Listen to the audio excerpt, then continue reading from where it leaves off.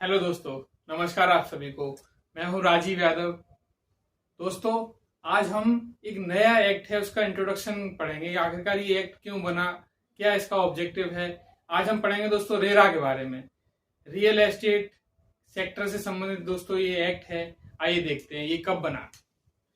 First of all RERA, इसकी दोस्तों full form जो है वो real estate, R for real, E for estate and R for regulation and development act 2016। दोस्तों ये 2016 में इनेक्टेड किया गया था पार्लियामेंट के द्वारा और इसकी एनफोर्समेंट जो डेट है वो है 1 मई 2017।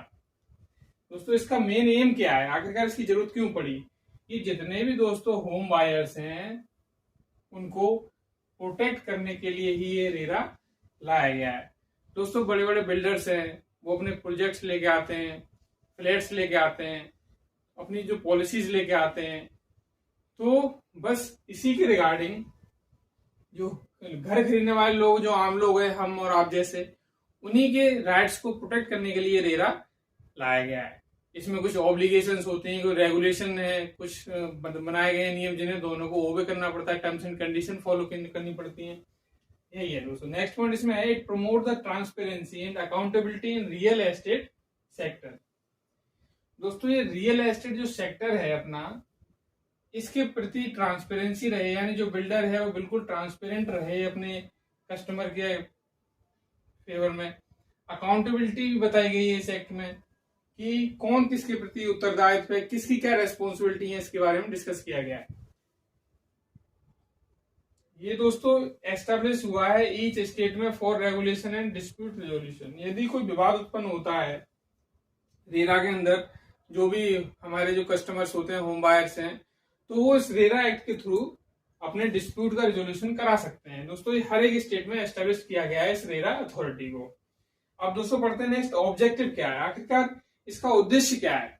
तो पहला चीज, safeguard the interest of home buyers, यानी जो भी होम बायर्स हैं जिनका प्लान है कि हम एक घर खरीदेंगे, तो उनके इंटरेस्ट को प्रोटेक्ट करने के लिए, सेफगार्ड करने के लिए ही ये रेरा इम्पोज किया गया है, इनेक्टेड किया गया है। वाई इंश्योरिंग द ट्रांसपेरेंसी, पारदर्शिता रहे काम में, किसी प्रकार की चीजों को छुपाया ना जाए। जो भी अथॉरिटी है वो सारे क्लियर अपने रूल्स एंड रेगुलेशन बताएगी। ये दूसरा, अकाउंटेबिलिटी रहे रियल एस्टेट सेक्टर में। नेक्स्ट इसका काम क्या है दोस्तों, इसका काम है इन्वेस्टमेंट बूस्ट करना। इन्वेस्टमेंट कैसे बूस्ट होगा, जब प्रॉपर रूल्स एंड रेगुलेशंस को फॉलो किया जाएगा दोस्तों, ठीक है, तो इससे क्या है, जो होम बायर्स होते हैं, जो कस्टमर्स होते हैं, उनका एक बिलीव बढ़ेगा, एक ट्रस्ट बढ़ेगा आपके प्रति, हमारे प्रति। तो बस यही है, एक इन्वेस्टमेंट बूस्ट करने का तरीका है ये। नेक्स्ट पॉइंट है, each state has RERA to regulate the real estate sector. हर एक राज्य में रेरा होगा, वो रेगुलेट करेगा रियल एस्टेट सेक्टर को और एक्ट करेगा एज ए एडजुडिकेटिंग बॉडी और स्पीडी डिस्प्यूट रिजोल्यूशन। यदि कोई विवाद उत्पन्न होता है तो उस केस में ये रेरा अथॉरिटी में जाके आप अपने जो भी डिस्प्यूट्स हैं रिगार्डिंग फ्लैट्स, प्लॉट्स, उसकी रिगार्डिंग आप जा सकते हैं। Developer register their projects with RERA before sales. कोई भी डेवलपर है वो अपने प्रोजेक्ट को सेल कर ही नहीं सकता बिना रेरा के अप्रूवल के दोस्तों। तो हर एक डेवलपर जो भी प्रोजेक्ट लेके आएगा उसे रेरा का अप्रूवल चाहिए। जब वो जमीन पे, उस लैंड पे रेरा का अप्रूवल हो जाएगा तभी वो आगे सेल कर पाएगा।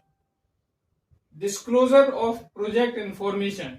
नेक्स्ट ये कहता है कि जो भी डेवलपर अपने प्रोजेक्ट लेके आ रहा है उसकी पूरा डिस्क्लोजर होना चाहिए कि कैसे क्या प्लानिंग है, किस किस फेज में क्या क्या चीजें होंगी, क्या उसका टाइम पीरियड है, कितने समय प्रोजेक्ट कंप्लीट होगा, ये सब डिस्क्लोजर करना पड़ेगा आपको, ठीक है। और कॉन्ट्रेक्चुअल ऑब्लिगेशन भी है, उनको भी मानना पड़ेगा, ठीक। नेक्स्ट है इसमें एस्क्रो अकाउंट। दोस्तों ये अकाउंट क्या है, ये एक सर्टेन परसेंटेज ऑफ मनी जो कलेक्ट किया है फ्रॉम होम बायर्स, यानी जो घर खरीदने वाले लोग हैं उन्होंने कुछ पैसा दिया होगा, ठीक है, तो उसका सर्टेन परसेंटेज एस्क्रो अकाउंट में डिपॉजिट किया जाता है। उस फंड का जो यूज है दोस्तों वो कहाँ किया जाता है, वो प्रोजेक्ट रिलेटेड पर्पस के लिए उसका यूज किया जाता है। तो ये कुछ दोस्तों जनरल चीजें थी हमारे रेरा के बारे में, जो कि बहुत जरूरी है। जो भी हमारे होम बायर्स हैं वो अवेयर रहें, सतर्क रहें और अपना जो भी डिसीजन है वो वाइजली ले सकें। दोस्तों आज के लिए बस इतना ही।